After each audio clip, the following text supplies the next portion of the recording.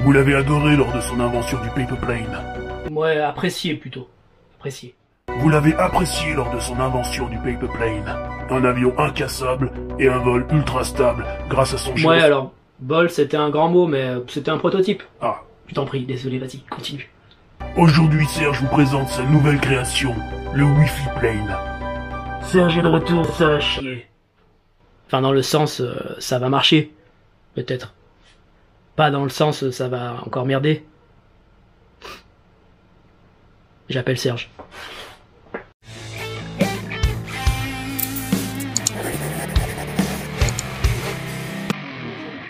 Alors aujourd'hui dans cette vidéo, je teste la dernière création de monsieur Serge Ankawa. Alors j'avais déjà fait une vidéo sur son paper plane, un avion qui volait moyennement à mon avis, à mon goût. Les réglages étaient plutôt fastidieux et c'était pas trop adapté au public qui visait, c'est-à-dire les débutants. Bref, aujourd'hui on teste un deuxième avion. Il l'a appelé le Wi-Fi plane. Alors le concept, il propose un petit kit avec la carte électronique, une lipo, et ensuite tu télécharges l'application et tu télécharges les plans, tu construis toi-même ton avion, tu installes l'électronique et normalement ça vole. Pour la construction, il te faudra un bout de d'éperon de 3 mm ou du superboard. Le superboard c'est encore plus solide, ce sera certainement mieux adapté. Pour obtenir au final un petit avion de 40 cm d'envergure. Alors toute l'électronique de Wi-Fi plane tient dans ce petit sachet. On va pas avoir besoin de grand chose. Donc là évidemment tout est déjà pré-câblé avec un petit moteur. La carte électronique, donc avec une carte Wi-Fi pour pouvoir connecter l'avion en Wi-Fi à notre smartphone, et un micro-cerveau, donc là on est même sur du micro-cerveau, hein, ils doivent faire 2 grammes à peine. Une hélice de rechange, et ça va être les petits sticks à installer sur notre smartphone pour pouvoir piloter l'avion plus facilement que si on le faisait avec le pouce. Donc en plus de tout ça, on reçoit les PDF de montage et le plan qui tient sur 2 feuilles A4. Et on aura besoin également, de notre côté, forcément pour fabriquer l'avion, de d'éperon, et il a choisi du d'éperon de 3 mm. Alors aujourd'hui dans cette vidéo, je vais pas le découper à la main, mais je vais plutôt essayer quelques réglages pour le découper à la découpeuse laser et voir si j'arrive à découper du d'éperon avec ma graveuse Ortur S2 Pro 2. Alors c'est pas évident à découper le d'éperon, il a souvent tendance à fondre, et évidemment si le d'éperon est blanc, ça marchera pas. Alors pour ça, j'ai trouvé chez Casto, bon ça s'apparente à du d'éperon, hein, c'est la même matière. Donc celui-là fait 4 mm, je vais quand même essayer avec ça. J'ai fait quelques tests, donc j'ai essayé plusieurs vitesses à plusieurs passes.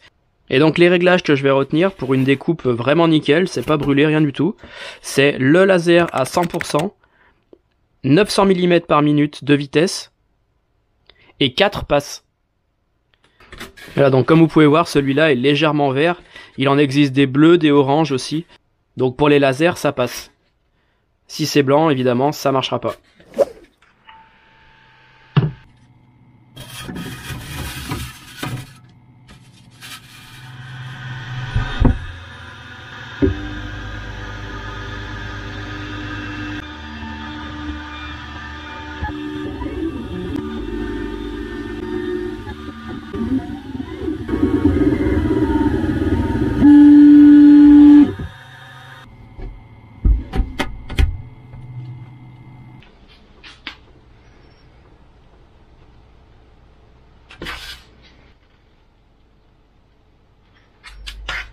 Alors ça a été plutôt simple, j'ai évidemment rien touché au format, aux dimensions de l'avion. J'ai juste glissé le fichier PDF dans mon logiciel Lightburn et j'ai lancé ça à découper. Donc 15 minutes par plaque.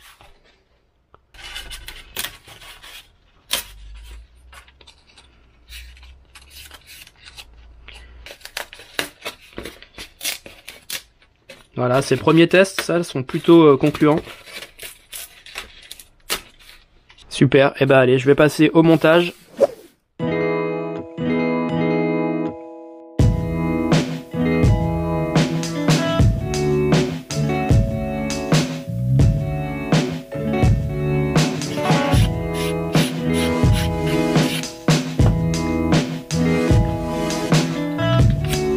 Pour la charnière, j'ai mis un tout petit bout de scotch.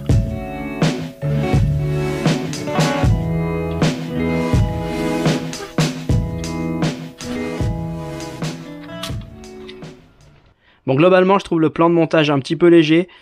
On a vraiment du mal à se rendre compte dans quel sens est l'avion et il y a même une petite faute d'ailleurs. T'as noté la 6 au lieu de la 9. Bon, c'est pas bien grave, on s'en rend compte tout de suite. Par exemple, comme le boîtier Wi-Fi là, il n'y a pas marqué exactement où le placer ou le coller. Donc en fait, on va le faire un petit peu au pif. Il aurait peut-être fallu que tu nous mettes exactement l'emplacement exact, ça aurait été bien plus simple. Il n'y a pas l'emplacement de la lipo non plus, donc on va devoir un petit peu coller au pif. Bon voilà, j'ai fini de monter l'appareil. J'ai scratché ma lipo, donc là il va falloir ajuster le centrage au moment du premier vol. La carte électronique est de l'autre côté. Le micro-cerveau, donc là si ça bouge c'est normal, c'est parce que sur l'application fournie avec, donc il y a un petit gyroscope qu'on peut régler, voilà, pour l'aide au pilotage. Si je désactive le gyro, vous voyez que ça bouge plus. Et si je le réactive,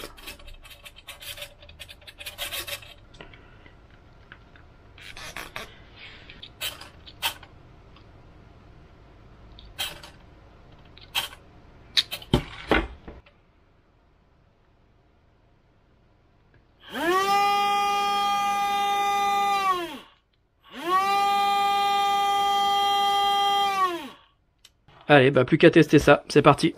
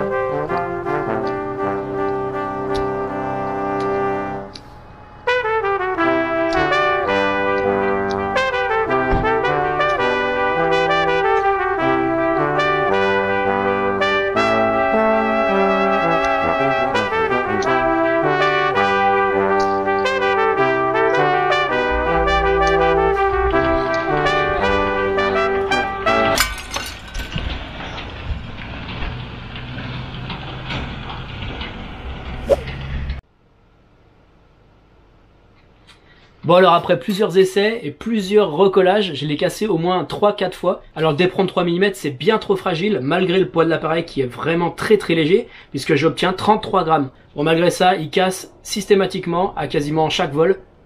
Si on peut appeler ça des vols puisque je suis arrivé à voler une fois 10 secondes, une fois 20 secondes. Le dernier vol je suis arrivé à voler peut-être 1 minute mais j'ai quand même fini par le casser. Alors effectivement je suis en extérieur. L'idéal c'est clairement de l'indoor. À l'extérieur même avec un vent très faible. On se fait un petit peu trimballer.